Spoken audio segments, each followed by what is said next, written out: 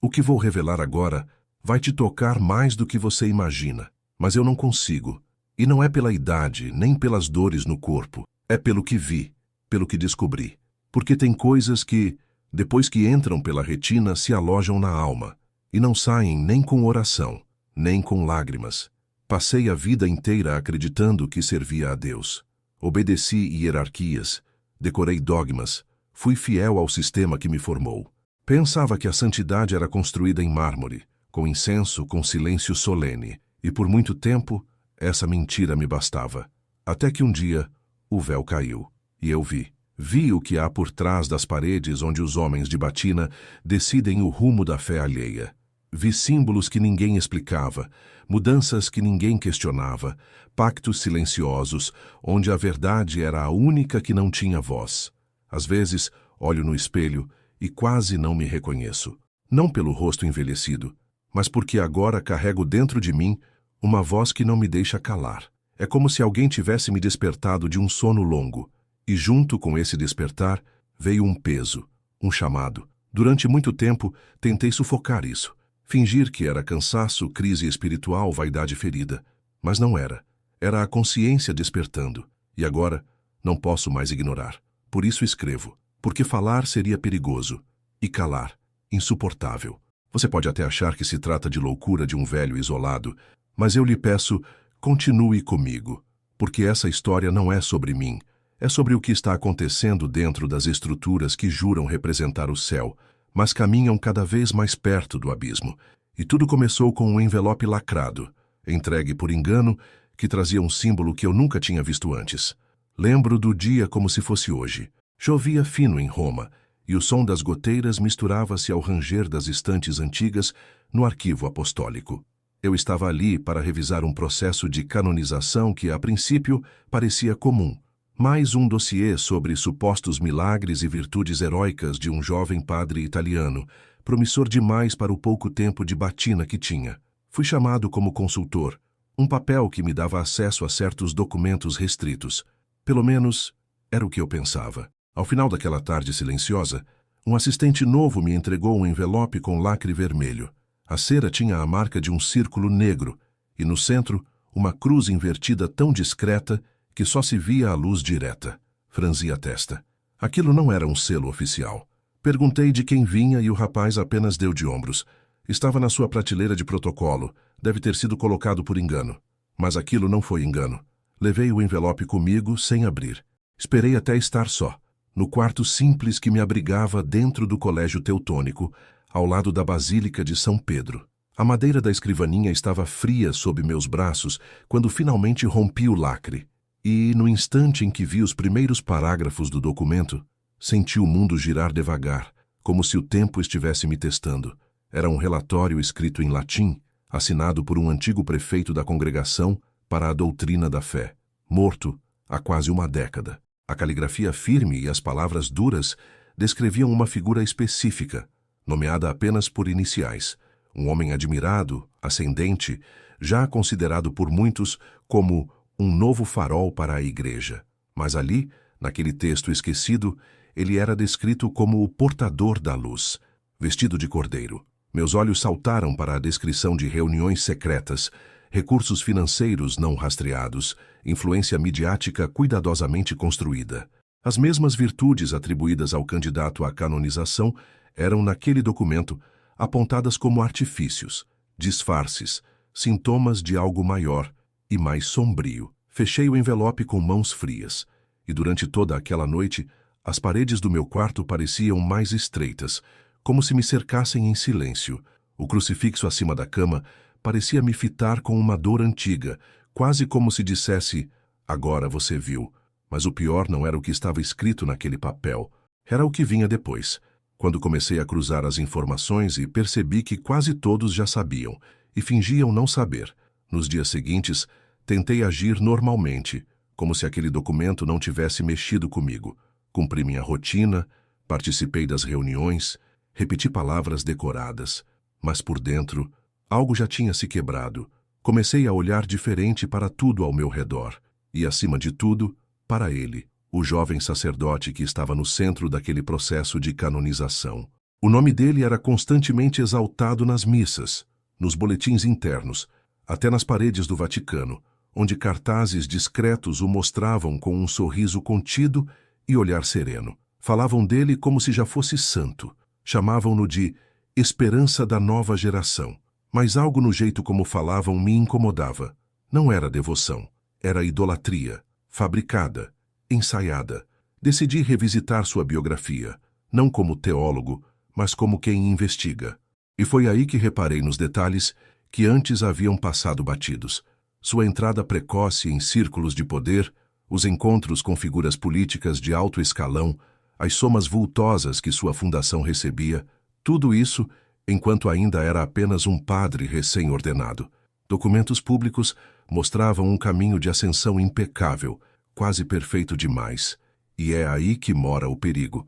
Quando tudo parece limpo demais, pode ser porque alguém limpou o que não deveria aparecer. Fui até um dos arquivos centrais e solicitei acesso às atas originais da congregação para as causas dos santos.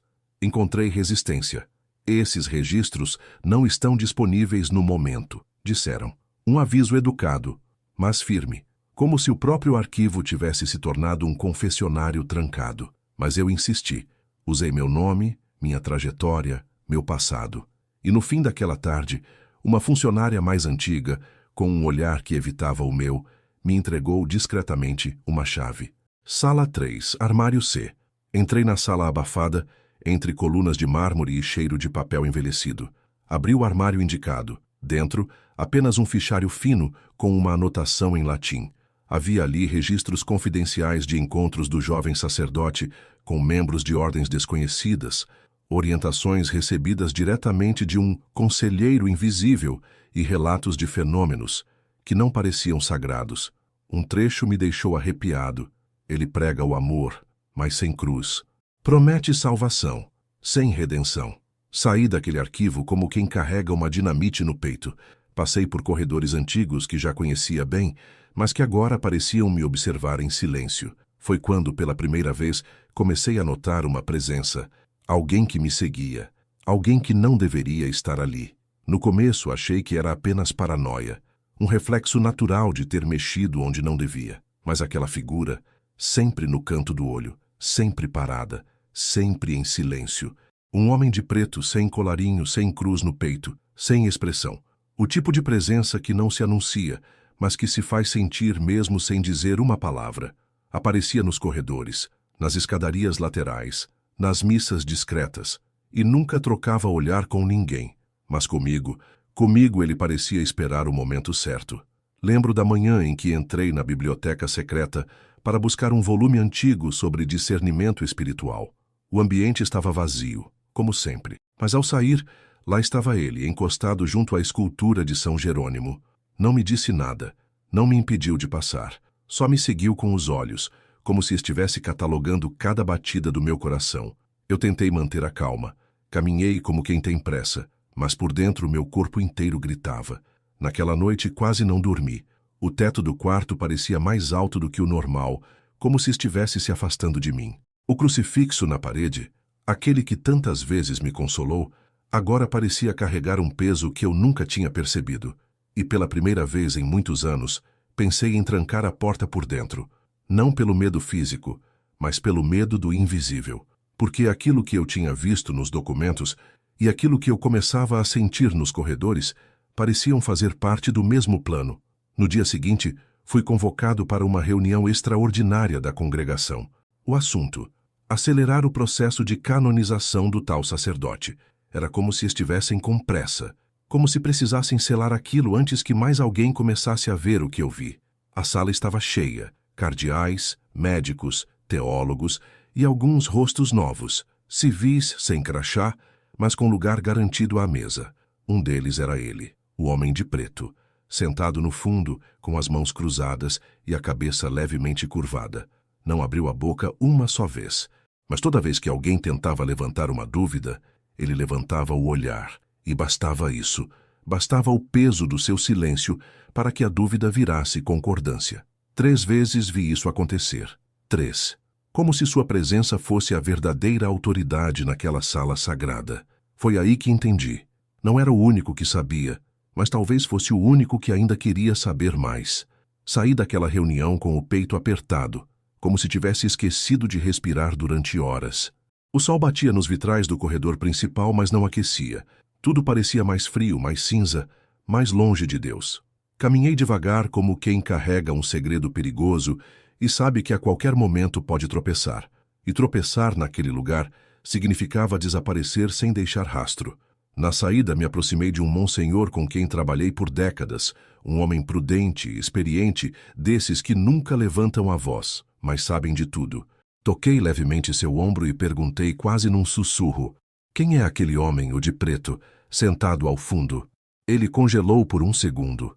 Depois baixou os olhos, respirou fundo e respondeu em voz baixa, como quem fala para dentro: não pergunte sobre ele, Sua Excelência. É melhor não saber. E continuou andando, como se tivesse acabado de entregar um aviso. Ou um ultimato. Aquela frase ficou presa em mim como farpa. É melhor não saber. Repeti mentalmente centenas de vezes naquele mesmo dia. Mas como não saber se eu já tinha visto? Como fingir, se o que estava diante dos meus olhos gritava por discernimento? Foi aí que decidi buscar respostas de outra forma. Pedi uma audiência particular com o responsável pelo processo de canonização, um jovem padre, eloquente demais para quem tinha tão pouca estrada. Sentamos frente a frente numa sala pequena, quase sem janelas. Levei meus apontamentos, minhas dúvidas, meus receios. Falei com cautela, mas falei. Ele me ouviu calado, com um leve sorriso nos lábios. Quando terminei, ele ajeitou a gola da batina e respondeu com suavidade: nem tudo que é de Deus precisa ser entendido, Eminência. Às vezes, só precisa ser obedecido. Obediência. Essa palavra que tantas vezes me guiou, agora me soava como uma armadilha. Desde quando obedecer era mais importante do que discernir? Desde quando o silêncio se tornou virtude, mesmo diante do que é errado? Voltei para meu quarto sem dizer nada, mas por dentro fervia. Abri meu caderno, aquele antigo onde costumava anotar reflexões bíblicas, e comecei a escrever. Não um sermão, nem um relatório. Comecei a registrar os detalhes, os nomes, as datas, os símbolos.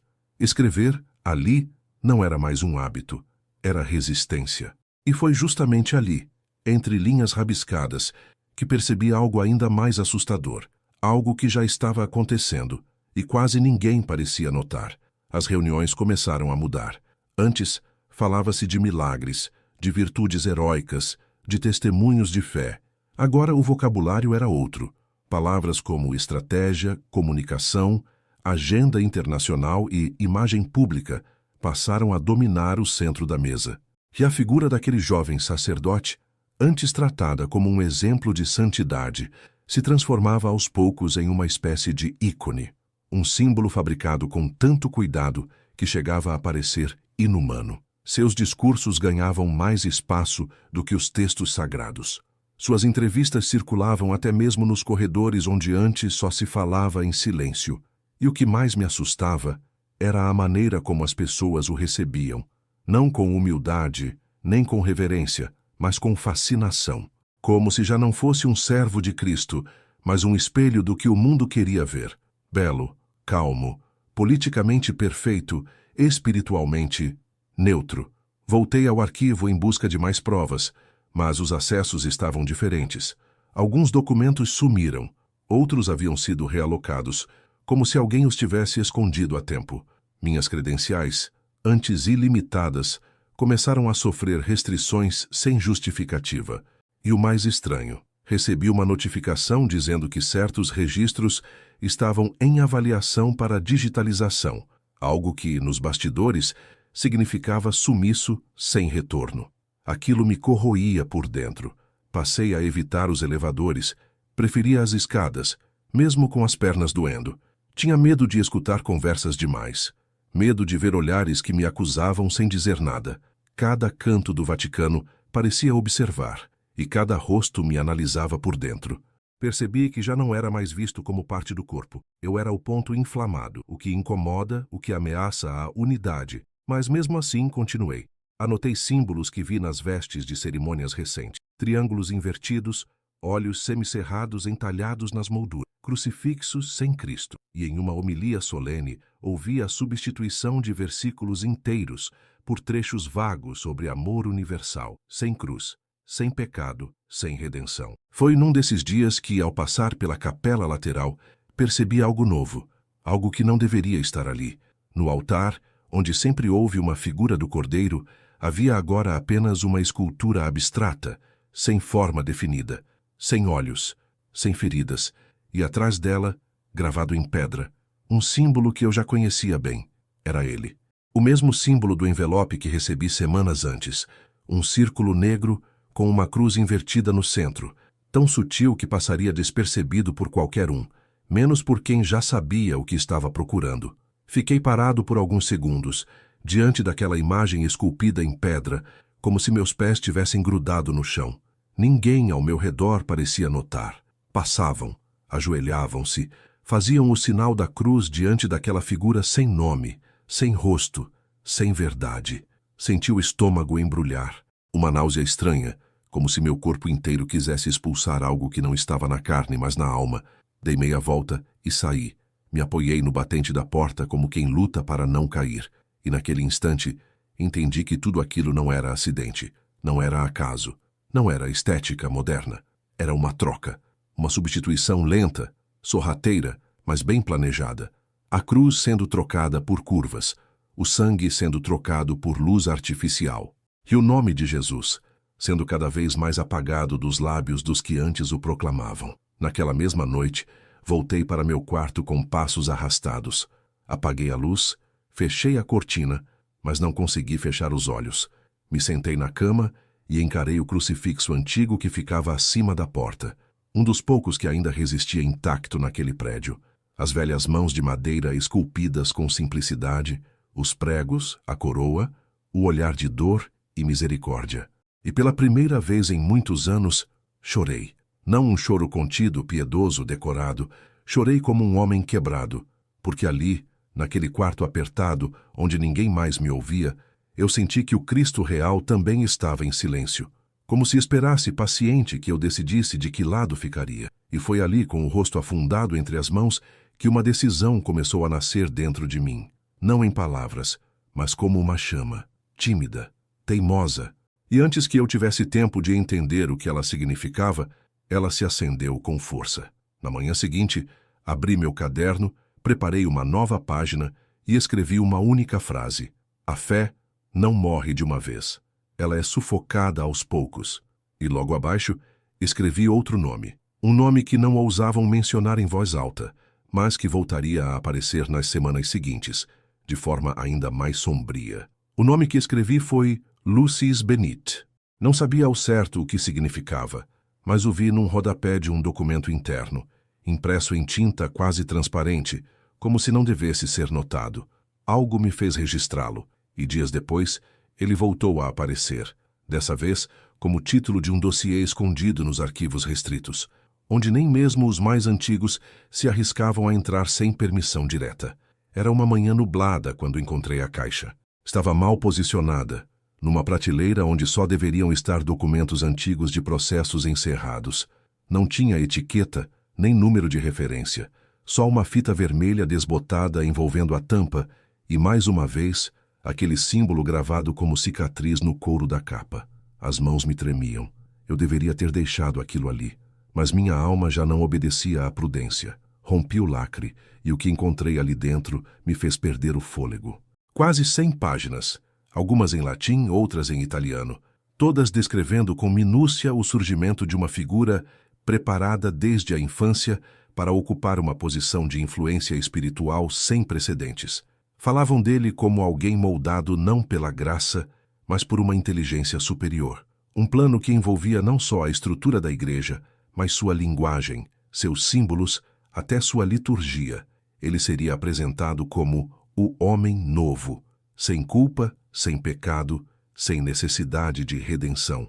Que mais do que isso, ele não viria para destruir a fé, viria para reescrevê-la. Um trecho em especial me gelou a espinha. Falará de amor, mas negará a verdade. Prometerá paz, mas sem arrependimento. Trará luz, mas será uma luz que queima e não aquece. Cada palavra parecia ecoar dentro do peito. Não era poesia, era um aviso. E quanto mais eu lia, mais certeza tinha de que o jovem sacerdote, aquele que todos idolatravam, era o protagonista silencioso desse projeto. Na última página, escrita à mão, havia apenas uma instrução. Este documento não deve ser revelado. Sua divulgação causará desequilíbrio irreversível. Fechei a caixa com o coração disparado. Não levei nada. Não fotografei, mas gravei cada palavra com a nitidez de quem sente que acabou de ver o inimigo de perto.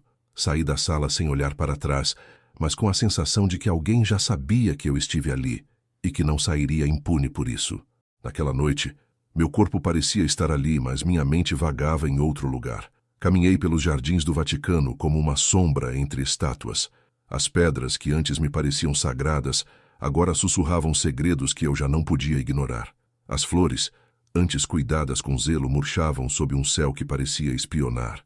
E as campanas, aquelas campanas, soavam como lamentos, não como convite à oração. Quando voltei ao quarto, deitei sem acender a luz.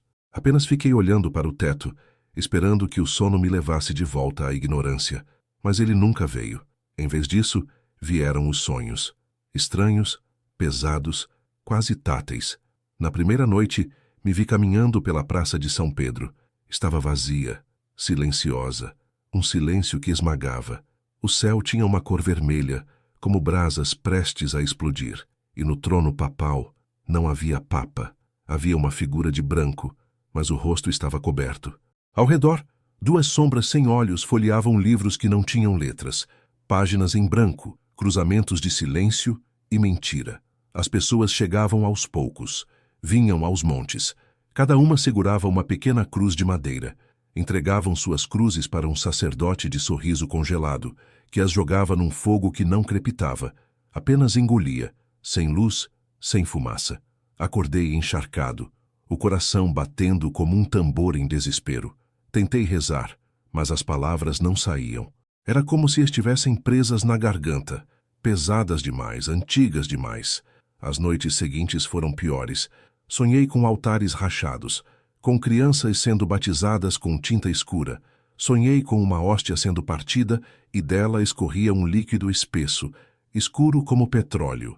Era fé falsificada, tingida de rituais bonitos, mas vazios por dentro. Uma madrugada, levantei da cama tremendo, como se o frio estivesse vindo de dentro do meu próprio corpo. Fui até a fonte no pátio central do convento e me ajoelhei. Mas não rezei. Não consegui. Só chorei. Chorei como quem perdeu um pai. Chorei porque algo dentro de mim já sabia que a fé que eu conhecia estava sendo arrancada, pedaço por pedaço, diante dos meus olhos. E enquanto eu ali soluçava, senti, não ouvi, senti, que aquilo tudo era só o começo, que o que viria depois não daria mais espaço nem para o choro. No dia seguinte, com os olhos ainda pesados e a alma ferida, decidi ir até a Capela de São Miguel. Sempre achei aquele lugar especial. Um recanto escondido onde o tempo parecia andar mais devagar e onde, mesmo em meio à grandeza de Roma, o silêncio ainda se parecia com oração. Sentei-me num dos bancos de madeira com as costas curvadas, os ombros cansados e a cabeça cheia demais para qualquer pensamento coerente. Fiquei ali por longos minutos, talvez horas. Não havia ninguém por perto. Apenas o cheiro antigo de incenso impregnado nas paredes, o leve rangido da madeira sob meu corpo e o crucifixo no altar, não uma peça moderna, nem estilizada, mas um Cristo velho, de madeira escurecida, com olhos esculpidos por mãos humildes. Havia algo de verdadeiro naquele olhar, algo que me atravessava como se ele ainda esperasse por mim ali, em silêncio. Foi nesse momento que entendi, não com palavras, mas com um sentimento que subiu devagar pelo peito. Eu não podia mais fingir. Já não era só questão de desconforto nem de dúvida. Era um chamado, um empurrão interior dizendo basta. Eu precisava fazer algo, nem que fosse pequeno, nem que fosse só escrever. Levantei, me ajoelhei diante do altar e respirei fundo. Depois voltei ao quarto. Tirei os sapatos, peguei meu caderno e escrevi o que seria a primeira página de algo maior. Não um relatório oficial, nem um artigo acadêmico. Era algo mais íntimo, uma espécie de confissão silenciosa. Um registro do que vi, do que senti, do que temi. Um pedido de perdão misturado com gritos engasgados de quem viu demais para continuar calado. Enquanto escrevia, uma lembrança antiga me atravessou. Minha mãe, ainda viva, dizendo no sussurro das orações dela: Deus não cochila, meu filho, mas às vezes ele observa para ver quem ainda enxerga. Terminei de escrever aquela página com os olhos ardendo, que antes de fechá-la, escrevi uma última frase no rodapé, quase como quem deixa uma pista para quem venha depois. Se alguém encontrar isso um dia, não ache que é exagero. É apenas o retrato de uma fé que tentaram redesenhar. Fechei o caderno, guardei-o dentro do fundo falso da gaveta e tentei descansar. Mas então, na manhã seguinte, a minha placa com o nome, fixada há 20 anos na porta do meu gabinete, não estava mais lá. Fiquei parado diante da porta como quem olha um túmulo. Foi o espaço onde antes estava meu nome, gravado em latão envelhecido com a inscrição Monson Josué Arantes, consultor litúrgico. Agora era só madeira limpa. Nenhum aviso, nenhuma explicação, só o silêncio frio de quem já não pertence.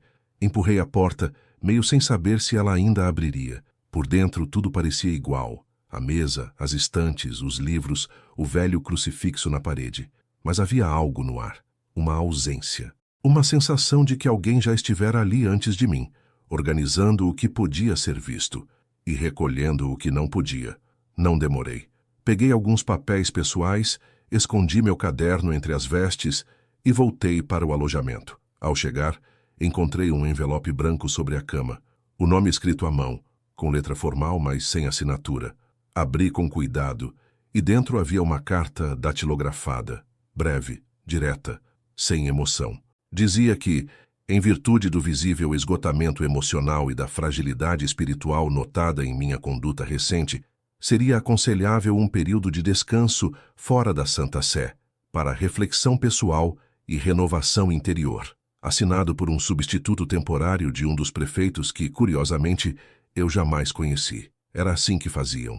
Nada abrupto, nada que chamasse atenção. Silenciavam com zelo, apagavam com ternura. O nome não era retirado com violência. Era dissolvido como se nunca tivesse existido. Nos dias seguintes, fui cortado dos acessos. Meu cartão não abria mais a porta do arquivo. Minhas credenciais online foram suspensas. O sistema me chamava de visitante.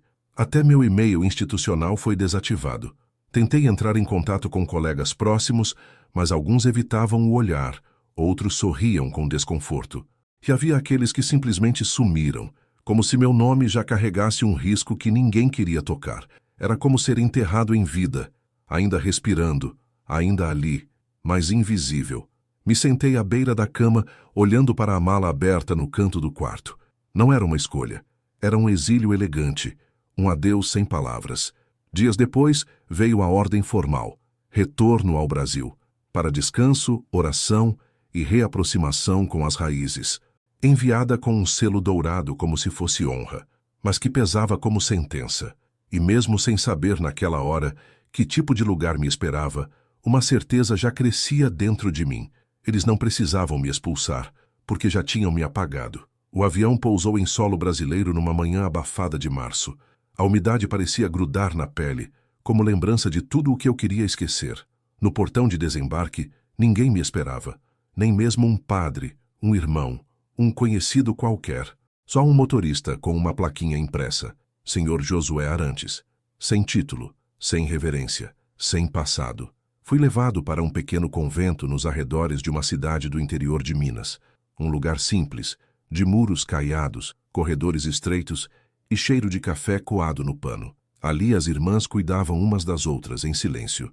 Havia um jardim com roseiras antigas, um banco de madeira sob a sombra de um pé de jambo e um refeitório, onde a fé era servida mais nos gestos do que nas palavras. Ninguém me perguntou nada. Ninguém quis saber por que eu voltara. Apenas me ofereceram um quarto modesto com uma cama de solteiro, uma mesinha de cabeceira e uma cruz de madeira pendurada na parede. Pela primeira vez em muitos anos, ninguém me chamou de eminência. E, curiosamente, eu não senti falta. Os dias ali passavam lentos. Eu caminhava sem rumo pelas ruas de terra batida, sentado às vezes em bancos de praça, observando a vida que continuava do lado de fora do sistema que me engoliu. Via mães ensinando os filhos a rezar, Homens simples tirando o chapéu diante de uma igrejinha branca. Velhos ajoelhados com os olhos fechados, sussurrando o nome de Jesus como quem chama por um amigo íntimo. E foi isso que mais me doeu. Ver que, enquanto eu passava décadas envolvido em política de altar, reuniões diplomáticas e discursos rebuscados, a verdadeira fé ainda ardia nas beiras da estrada, nos terços apertados entre os dedos, nos joelhos gastos das senhoras que não sabiam latim, mas sabiam esperar. Ali, sentado à sombra, vendo um menino empinar pipa atrás da capela, me dei conta de algo que não queria admitir. Eu tinha me perdido dentro do templo. E justo quando comecei a aceitar o silêncio como castigo, foi que ouvi a primeira voz que me despertou de novo. Duas mulheres conversando do outro lado do muro, e uma delas disse: "Tem um padre novo pregando lá na praça. Não tem batina, mas as palavras dele queimam." Essa frase me bateu como um trovão distante. Me levantei devagar, com o coração batendo de um jeito que há muito não sentia, e fui ver com meus próprios olhos. Atravessei a praça com passos lentos, como quem não quer parecer curioso, mas não consegue disfarçar. Era fim de tarde, e a luz dourada do sol se espalhava pelas fachadas antigas, tingindo de nostalgia os muros da cidade. A fonte central pingava com preguiça, e ao redor dela, meia dúzia de pessoas se aglomeravam em silêncio. Não era um culto, não era um evento. Era só um homem, de pé sobre uma caixa de madeira com uma Bíblia aberta nas mãos. Não usava batina, nem colarinho, nem microfone. Tinha uma camisa simples, calça desbotada e pés firmes no chão. A voz era suave, mas firme, como quem fala com o coração e não precisa de volume para ser escutado. Eu me sentei num banco lateral, tentando não chamar atenção. Mas bastou ouvir uma frase, só uma, para minha alma tremer como folha seca ao vento. Jesus não veio para fundar instituições. Veio para encontrar os que estavam perdidos. E se você se sente perdido, então ele veio por você. Aquilo me atravessou de um jeito que nem sei explicar. Olhei em volta. Algumas pessoas choravam, outras apenas fechavam os olhos. E ali, naquela praça sem vitrais, sem incenso, sem coro gregoriano, eu senti a presença que não encontrava fazia anos. Era como se o céu, pela primeira vez em muito tempo, tivesse descido devagar e se assentado ali, entre bancos de concreto e mãos calejadas. Depois do culto improvisado, ninguém foi atrás do pregador. Não houve palmas, nem perguntas, nem pedidos de bênção. Ele simplesmente fechou a Bíblia, agradeceu com um aceno e desceu da caixa. Eu quis me levantar e ir até ele dizer algo, mas não consegui. Fiquei preso ali, sentado com o peito apertado, sentindo uma coisa que fazia tempo que eu não sentia: esperança. Voltei ao convento calado. À noite, abri meu velho caderno e reli o que havia escrito. Tantas páginas, tantos alertas, tantos medos. E ali, no silêncio do quarto, escrevi mais uma linha curta, mas que parecia o início de algo novo. Talvez ainda dê tempo. E foi nesse instante, como se o mundo escutasse meus pensamentos, que alguém bateu na porta. 3 toques secos, sem aviso, sem voz. E no chão, do lado de fora, havia um pequeno envelope pardo, sem remetente. Abaixei-me com cautela, como quem lida com algo sagrado ou perigoso, ou os dois ao mesmo tempo. O envelope era simples, pardo, sem qualquer marca ou endereço. Apenas um número escrito à caneta com letra firme, 13. Meus dedos hesitaram por um segundo. 13. Um número que sempre me causou desconforto, mesmo depois de tantos anos dizendo que superstição não combina com fé. Mas ali, naquele momento, tudo que era simbólico parecia carregar peso real. Fechei a porta devagar e me sentei na cama. O quarto estava em silêncio absoluto, e até o ventilador velho pareceu parar de ranger por alguns segundos, como se o próprio tempo esperasse comigo. Abri o envelope com cuidado e encontrei um pequeno gravador de voz desses antigos, com apenas um botão de reprodução. Nada mais. Nenhuma explicação, nenhuma assinatura. Apenas aquilo, e um arrepio que me percorreu dos pés à nuca. Apertei o botão. Primeiro apenas estática, depois vozes. Ao fundo, passos. Talvez numa sala ampla, com eco. Então, uma voz masculina, familiar, pausada, fria. Este documento não será arquivado, não deve deixar rastro. Tudo está em andamento, ele já está entre nós, e ninguém pode impedir. Meu coração disparou. Conhecia aquela voz. Não havia como confundir. Era de um homem que estivera lado a lado com o Santo Padre em dezenas de eventos. Um nome respeitado, temido e agora, claramente, parte de algo que ninguém ousava nomear. A gravação seguiu. Outra voz entrou, mais grave, mais rouca. E o cardeal Arantes. Pausa. Longa. E depois a resposta seca. Já não é um problema. Está fora do tabuleiro. Soltei o aparelho como se tivesse encostado numa brasa. Minhas mãos tremiam. A respiração vinha em ondas curtas. Eles sabiam. Sabiam que eu tinha visto. Sabiam que eu estava vivo. E achavam que eu estava neutralizado. Mas naquele instante algo dentro de mim se revoltou. Eu não era mais um peão. Não era mais um fantasma. Porque agora eu tinha a verdade. E a verdade ardia como uma tocha acesa no escuro. Peguei o gravador, rebobinei e escutei tudo de novo. Cada palavra era uma sentença, uma confissão, um selo rasgado. E naquele exato instante, tomei uma decisão. Peguei meu caderno, uma caneta antiga, e escrevi no alto da nova página, testemunho de um homem que caiu e finalmente viu. Naquela madrugada, não consegui fechar os olhos nem por um minuto. Sentei-me à escrivaninha com a luz fraca do abajur e o gravador ao lado, ainda com a voz deles girando dentro de mim. Peguei o caderno, já marcado por outras confissões, e comecei a escrever sem pausa, sem filtro, sem medo. Não era mais uma denúncia discreta, nem um desabafo contido. Era uma declaração de guerra contra o silêncio. Escrevi tudo o que tinha visto. O símbolo, os arquivos apagados, as mudanças nos rituais, os sermões vazios, a figura do sacerdote elevado como ídolo sem cruz, o homem de preto nas reuniões, as omissões, os olhares desviados, os discursos sobre obediência que escondiam submissão cega e, claro, a gravação. Aquele áudio seria minha prova de que não era delírio, era real. E estava acontecendo bem diante dos olhos de todos. Transformei cada memória em frase, cada dúvida em parágrafo, cada lágrima em vírgula. Era como se, a cada palavra, eu limpasse um pouco da névoa que me envolveu por tantos anos. Pela primeira vez, eu estava vendo, e não apenas com os olhos, mas com a alma.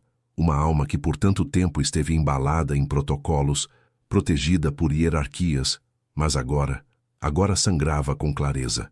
Digitalizei as páginas. Fiz cópias em papel, em pendrives, em nuvem. Escondi algumas versões em lugares diferentes. Enterrei uma dentro de uma caixa de madeira, debaixo da roseira do convento. Enviei outra, sem nome, para um contato antigo, de confiança, em Brasília. E a principal guardei no bolso do paletó que usei no meu último sermão oficial, como se de algum modo ela ainda carregasse autoridade. Antes do amanhecer, escrevi uma carta aberta.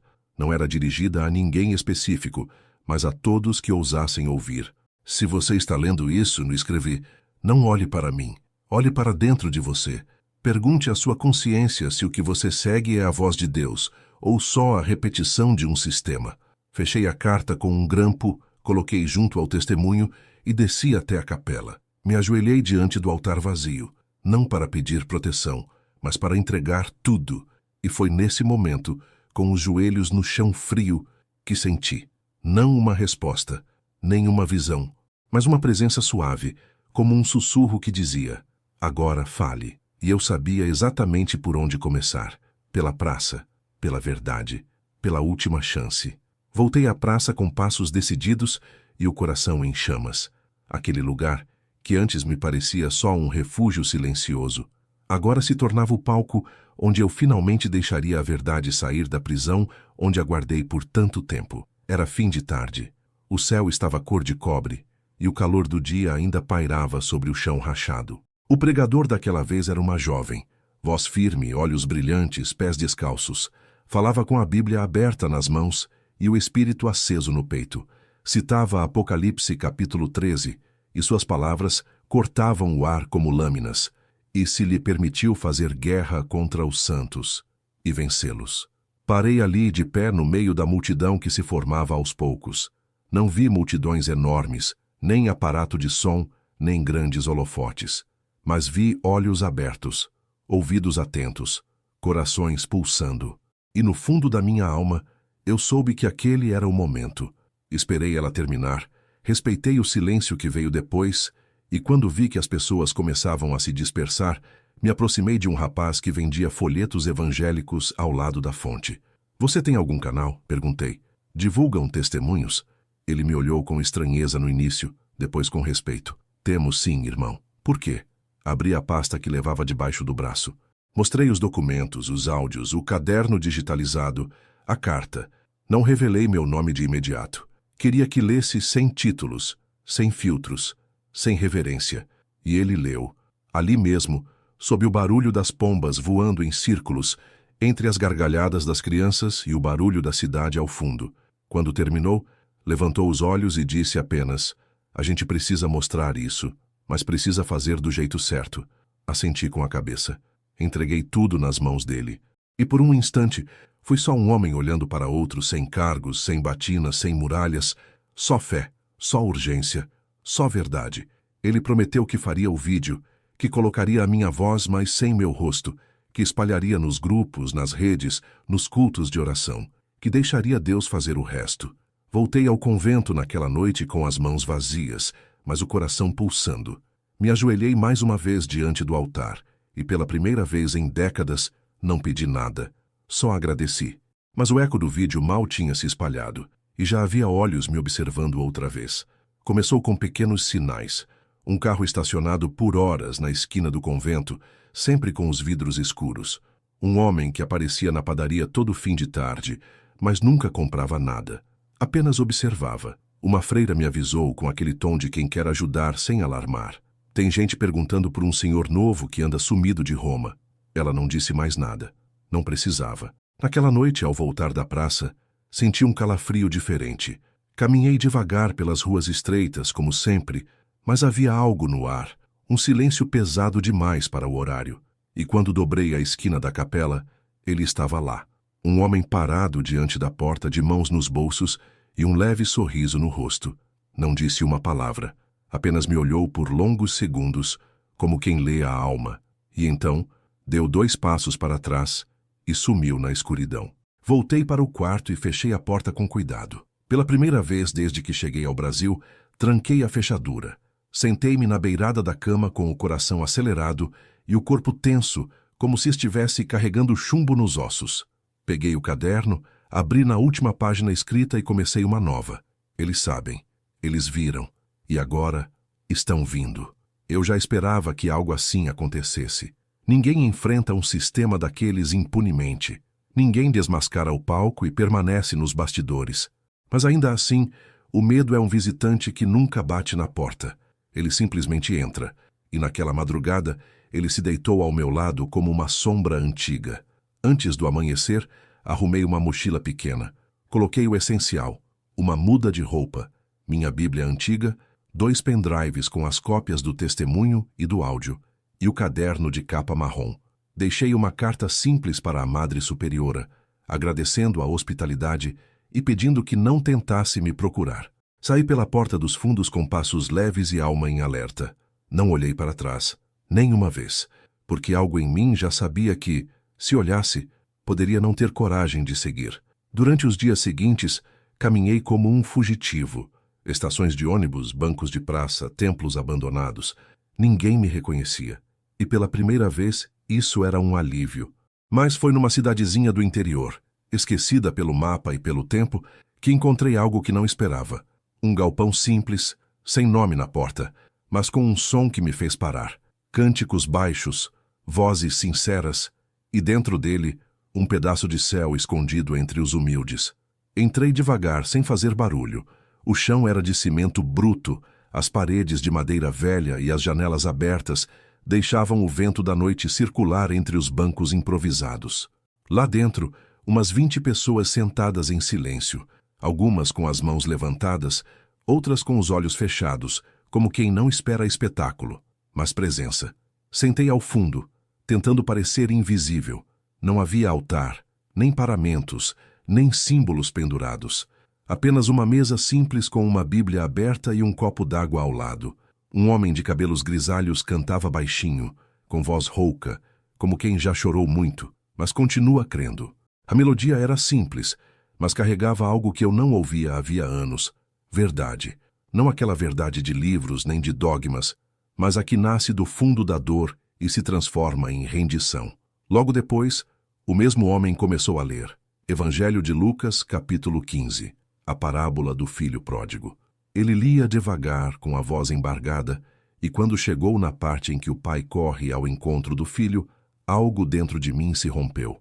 Não aguentei. As lágrimas vieram sem aviso, escorrendo pelo rosto sem que eu conseguisse conter, porque naquele momento eu entendi.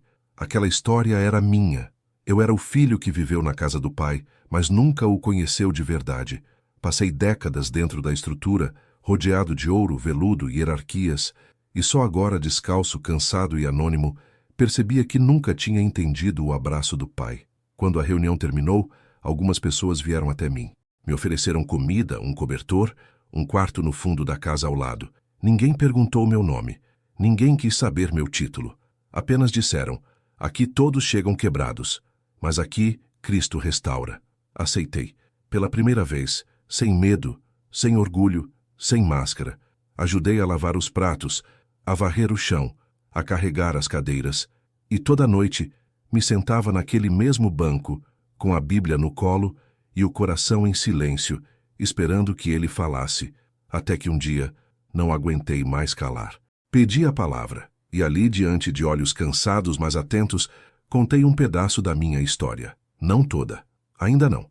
Só o bastante para que soubessem que eu não era nenhum herói. Era apenas um cego que começava a enxergar. E ao final daquele culto simples, pedi uma coisa que nunca tinha pedido antes.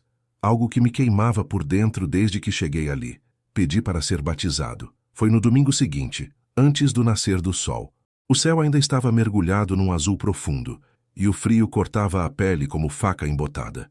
Caminhamos em silêncio por uma trilha de terra úmida até o rio que corria atrás da vila.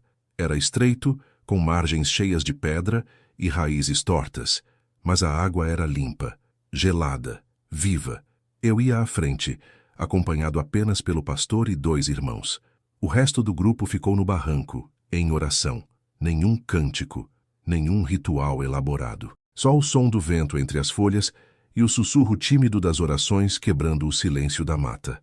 Tirei os sapatos, arregacei as calças, entrei devagar na água, sentindo cada passo como se pisasse num santuário esquecido. Quando parei no meio do rio, a correnteza tocava meu joelho e o frio me subia até os ossos, mas não importava, porque ali, mais do que nunca, eu sabia que não estava só. Fechei os olhos. O pastor se aproximou. Não fez discurso. Só colocou a mão sobre meu ombro e perguntou com voz baixa, mas firme: Josué, você crê? Eu creio. Respondi com a voz embargada. Crê que Jesus Cristo é o Filho de Deus e que só Ele pode te salvar? Com toda a minha alma, murmurei, sentindo os olhos marejarem. Mesmo depois de tudo, ou talvez por causa de tudo, ele assentiu. E então, com as mãos firmes, me deitou na água. Foram segundos, mas para mim foi como atravessar séculos. A água gelada me cobriu, e num instante senti o peso de todas as mentiras, das omissões, dos títulos, das máscaras, sendo arrancados. Quando voltei à superfície, o sol começava a surgir no horizonte. Não ouvi vozes celestiais, não vi visões, mas senti. Senti uma paz que não vinha de fora. Era uma paz que nascia por dentro. Não porque o mundo havia mudado, mas porque eu havia mudado. Saí do rio com o corpo encharcado e o coração leve. O pastor me entregou uma toalha. Não houve palmas. Não houve gritos. Apenas abraços. E um silêncio respeitoso de quem testemunhou um recomeço. Naquela noite, me sentei de novo à mesa do culto, cabelos ainda úmidos, mãos trêmulas.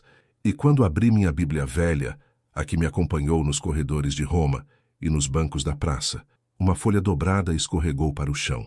Era uma página antiga, esquecida, com uma anotação que eu não lembrava ter escrito. Peguei a folha dobrada com cuidado, como se ela tivesse esperado por aquele exato momento para reaparecer.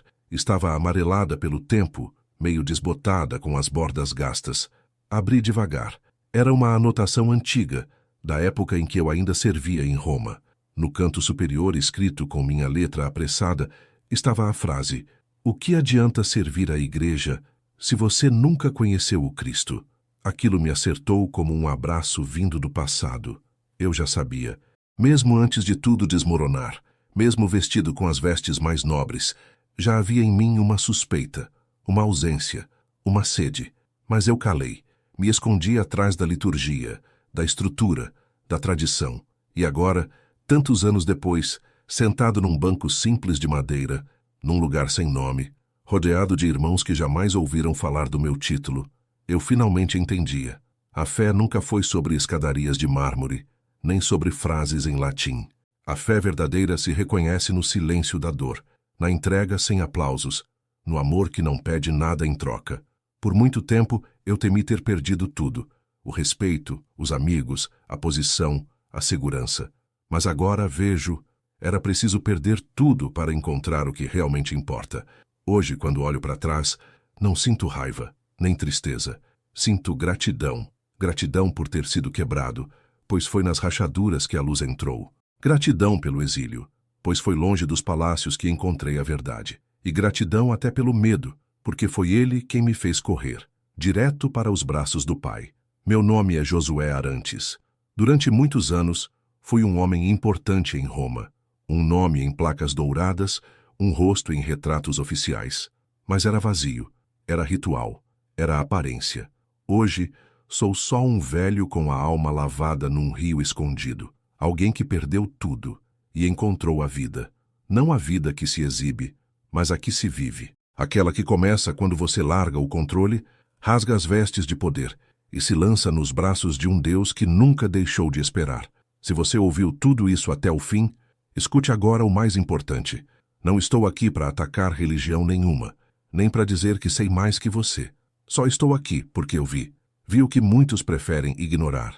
Vi por dentro, com os próprios olhos, o que acontece quando o nome de Jesus vira só uma fachada bonita para esconder um sistema podre. Passei a vida servindo uma estrutura que carregava ouro nos altares, mas esvaziava os corações. Repetia palavras sagradas, mas deixava Cristo do lado de fora. E eu participei disso. Acreditei por tempo demais que bastava obedecer. Mas quando o véu caiu, eu vi. E nunca mais consegui dormir em paz. Foi só quando perdi tudo, os títulos, os privilégios, os aplausos, que eu encontrei o que de verdade importa: Jesus, o verdadeiro. O que anda com os quebrados, o que chama pelo nome, o que perdoa mesmo quando o mundo inteiro te esquece. E agora, te pergunto com toda humildade, você ainda reconhece Jesus no meio do barulho? Ou só tem repetido o que ensinaram, sem perguntar se ele ainda está ali? A minha história não é só minha. Ela é de todos os que já sentiram que a fé virou espetáculo, que o evangelho foi trocado por estratégias, que a cruz virou símbolo vazio. Mas há esperança.